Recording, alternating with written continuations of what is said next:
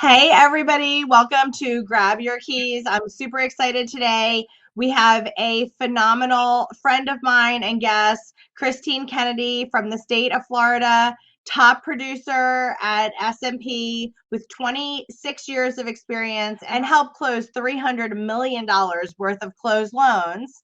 As I get tongue-tied there. Woo, woo, that's awesome. So I can't wait to dive in and get all your fabulous secrets. But I just wanted to start off and ask you, how did you get into the mortgage business and find the passion for helping people that you have? It was divinity. My best friend, her brother worked at Merrill Lynch and he was in IT and it was at the boom. And he said, "Hey, you should give me your resume. We're hiring." And, I started out, I was 22 years old and I got an entry level loan officer position. And they stick you in a training for 6 weeks from 9 to 5 and they teach you how to read a tax return, and off and running I went. So Yeah, I how tell great is everybody, that? you That don't. Merrill Lynch training helped significantly, I'm sure, in your history of doing lots of different mortgages.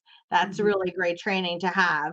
And as you say in your bio, your number one asset is your experience. And I think that people don't understand a lot of the time that the loan officers have different levels of experience, and having a loan officer, a financial advisor, a loan consultant that has 26 or 20 plus years of experience, you really do get to see everything. And I agree with you. That is probably your number one asset. Yeah, it's So, ability to find the solutions. We have problems every single day in our career. And what makes us different is to be able to say, there's a problem and there's a solution. And we're going to focus on the solution and we're going to find it. And then yeah, we do, because we know the hurdles to jump over and we know the people to call and we know what to ask. Where if you're new in the industry, you just don't even know what you don't know because you don't know. right. And I think that in our heads, we always are putting together what plan A is, what plan B is, what plan C is, because there's many hands that touch a mortgage application from the start of it, from contract to close. And I don't think a lot of people know how many times we have those hurdles that we have to get over. And having someone with that experience is paramount. Um, Kristine, what do you think your three keys to success have been? I think the first is so on a personal level, it's thinking the right thoughts, right? Picking your affirmation. I'm really big into thinking the right thoughts and then speaking the right words. And I always have an affirmation, always, always, always, always. And I think that mine right now is every day in every way. I'm getting better and better and better. And that's what I think all And day. stronger and stronger and stronger. Every day in every ev- way. Yes. every day in every way. And, it covers a lot of things. And I think that the number one thing is to think that you can do it, and think that the answer is on the way, and think that it's coming to you, and just think positively. If you think negative, if you think any there's a positive side and a negative side. If you think the negative side, it's just you're starting yourself off in failure. So I try to start myself off in success, and then I make sure my words are right along in that line. Just today I had a conversation, and they filed their tax returns and it became record not found. I said, you know what? This is perfect. This is fine. We've got 4 weeks until closing. There's a solution. It's coming our way. Think positive, no squirrely, right? We're going to Right. think positive, and it's all going to be okay, and it's all going to be fine. And that's what we're thinking. And you're going to file, you're going to call your accountant, you're going to file, and you're going to call the IRS, and it's all going to be fine. And it will be. And so I think that's the number one thing, is to think positive and then speak it into existence. Right. I totally believe in thinking positive. And my question, I think some of our viewers' question is, when you don't think positive and you do have a bump in the road, how do you get out of that not having that downward spiral that lots of us have seen. How do Well, you get back on the affirmation trail and have that belief system again when you might have not felt that way? well, I think one of the things that I do is I go for a walk. So just today, right? I'm at work, I out the door, and I'm like, okay, and I'm walking, and I was like, there's a solution, there's a solution, there's a solution, and I'm going to make some phone calls. I'm going to find the right part, but I think stepping sometimes out of it, which is really, really, really hard to do when we're knee deep because we're knee deep in whatever we're doing. But I think sometimes stepping out of it, going for a walk, sometimes going home, sometimes turning it off, watching a great, something. I have great people that I like to, listen to and put in my ears, or some great music. I found like a great song. You find your favorite song and you put it in your ears. And I have a playlist of positive songs. And any point, man, I'll turn on one of those positive songs and I'll be like, woohoo! And think about the song and think about there's great songs out there with really Yeah. great messages. And then a lot of the time, the answer comes to you when you clear your head Mhm. and allow there to be room for that. When, So when I you're not, definitely believe that. So the first key to success is thinking positive and affirmation. The second would be, I think speaking it, right. I think on a personal level, I think personally is thinking right and then speaking right. I think if you put it on a work level, what's the key to success is to leverage people and leverage systems, leveraging our team. Uh, and you speak about this, I think you're the best at it actually, is allowing people to do what they do best. And you stay in your lane and you do what you do best. And I try to stay in my lane and do what I do best. And I rely on my team to and do all. trust your team that they're going to do it and that they're going to do it right and they're going to do right by you. And Because I'm a checklist person. I think my second key is there's a checklist. Like, don't leave everything in your brain. Follow the system. Follow the A, follow the B, follow the C. There's a system. Follow it and do it right and do it every single time via the checklist. You can't, in our world, there's 100 things that you could do or not do, and you can't remember where you're at. So it's simple. You come to work, you open up your checklist, and this is the next thing you do. And you don't fly by the seat of your head because it can get all twirly. So you go by the system. right, and become focused. And Uh, every industry should have a checklist, right? It's what every industry has a way of doing things. Even when we go to the dentist, there's a great way of doing something and there's a not great way. So pick the best way and do it every single time. right. So on a personal level, the three keys would be a positive affirmation, speaking correctly and thinking right. And then on a work level, it would be leveraging people and systems, having a Mhm. checklist. What's the third one? A team and a team phone Oh, a team phone. That's and good. How do you a have a team team phone? phone, the work line. The work line, We use Ring Central, right? but the work but every industry can have a work line. I was talking to my just normal primary doctor, and she was saying, I get so overwhelmed with my phone calls. And I was like, well, why don't you have help with that? Like, you have PAs and you have things, have help with that. Have a work line. Why is your cell phone ringing? You could have a work line, to help with the things. I think so. The team email and the team work line is just to have help, because we might be on the phone. I'm on a call with you right now. There's no way I can answer my phone because I'm on with you. But if we're on with the customer, we need to be on with the customer, not it ringing. Our cell phone doesn't need to be ringing when we're with somebody. At a Right. closing, in a loan consultation, in a loan application, with somebody in our office, on a Zoom call, we need to be focused. Right. What would you tell your younger self? And it's all going to be okay. I think that so many times when you're younger, the anxiety just kind of takes you over. Right. you think you think you're going to die, you think with whatever, and it's not really, but the anxiety will just goes up so high. And you think, what if the loan doesn't close on time? What if they don't like me? What if they don't, whatever, all the negative things. And I think that we can spin in that. And I think that if you set the intention to do the right thing and to make a difference and to, just do the best you can do every single day at the excellence that you can do it, that it can be done, it will all work itself out and it will all land okay. And I think when we're younger, we just spin off on our things and our time and what people think and the anxiety, especially in our industry.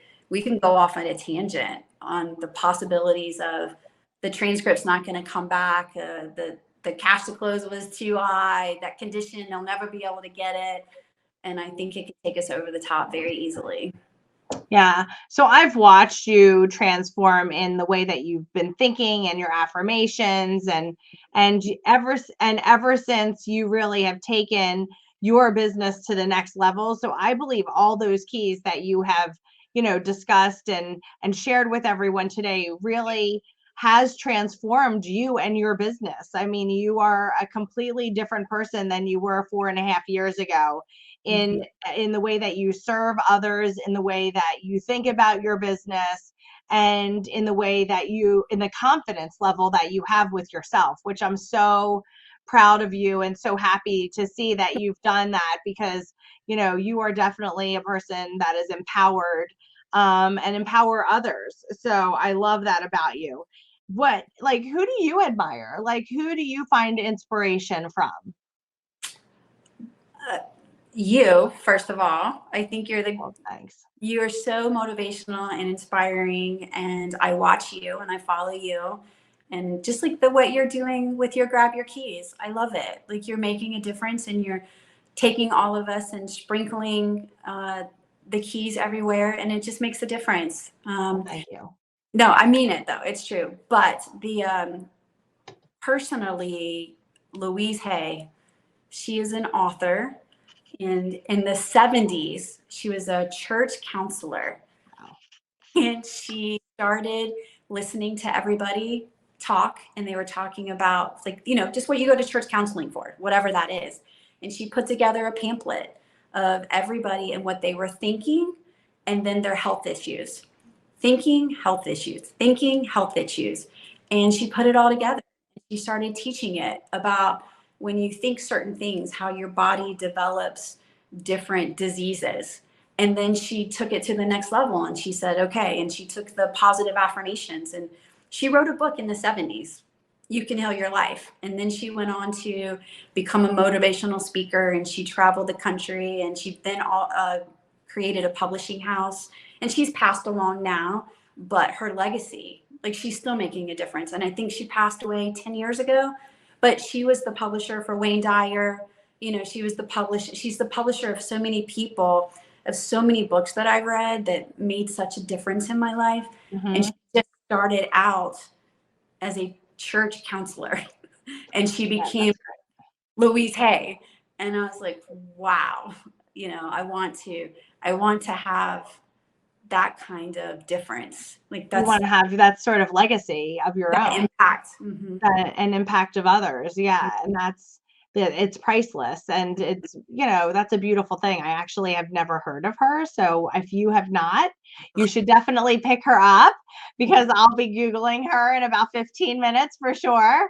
So I love that story, and that's why we have this podcast, is to just get the little nuggets of what others find inspiration from, and what makes their heart be fulfilled, and makes them be empowered to be such great leaders in our community, and for helping people with home ownership in your case, but other leaders in the community too.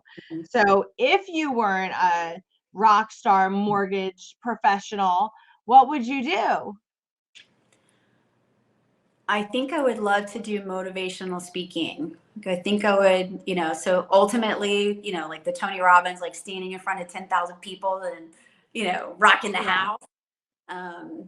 But I think something with coaching, something with speaking, something um, maybe a book, but I think something to spread the message and helping others, Yeah. to, become their best self and have their best life. I think it would be something, coaching, teaching, talking, speaking, Yeah. something along that. And the positive is, in our world we can do that, and we do that. But I think if somebody said you can no longer do mortgages anyway, that I would say, okay, I'm gonna do this with my time. Yeah, that's great. So Mhm. in the future, you're going to be helping others and you're going to be giving them mortgages Mhm. and helping them with their systems and processes and checklists. Mhm. What else is in the future for you? I think I just want to expand on that. Maybe I have a bunch of ideas sparkling and twinkling around that haven't come to full fruition yet, but I'm just making sure that I take the creative time, and I take the time and say, okay, what am I thinking? Where is this leading? But it's going to be something. I had the idea of maybe doing, husband wife teams and kind of teaching one a mortgage or something like that. So I've been kind of noodling over where I want to take that, and maybe creating like a loan officer training system, something, but it hasn't 100% come yet. But it's definitely going to be something in teaching and training, and taking Yeah, my so experience how much to my. time how much time during the course of a day do you take to actually think? I mean, to take that time and have that you have lots of creative juices that are always, in you. How often do you take that budget that time and time block for you to think about what you're working on your business instead of constantly being in your business? How are you structuring that for you? So my morning time, when I feel that when I wake up first thing in the morning, that is when I am creative. So I have a section in my house. I have a chair and a bunch of colored pencils and pens and paper, and that's when I take my time to really get my creative side out and think creatively. That's Mhm. my morning time. It's before the world even wakes up. It's quiet, and sometimes I'll take coffee, and sometimes I'll, go sit outside, and sometimes I'll just stay in my little chair, and before you know it, an hour, 2 or 3 hours can just disseminate. You're like, wow, okay, this was this idea. And I love the note system in our phone. I love how we can talk into I our love notes. that too. And so I'll just talk into my note system. I'll creative, and sometimes I'll write with my right hand, and then sometimes I'll write with my left hand because the left is more creative. And sometimes I'll doodle and I'll draw, and I was like, okay, this is this idea. And so I take the morning for my creative time, before I don't open my phone, before the email, before all those things happen. That's my morning time. And then it's Mhm. before I eat, I take a shower. It's just creative thinking. And actually I have creative time probably 3 days a week of, so it's pretty nice. And then Saturday mornings I go to yoga, and then Sunday's creative. Sunday is all creative. I don't do mortgage stuff at all on Sundays on purpose, because I like to take my time to do creative things, and write in a journal or create some content. I like to do my content stuff on Sundays because I can't be here at work and do content. It's too much. So when I'm here, this is my on. My in. When I'm here, this is my in. And then in the morning is my on. And then Got it. Sunday is my on. But a lot of Sundays is my personal creativity, my Yeah. personal that I like to create. Yeah, I feel that very successful mortgage people and very successful people in business in general have a very creative side to them. They're all business a lot of the time, but if you really get to know them, they're very creative. I love marketing. I love the creative side of it. That's, something that I find joy in.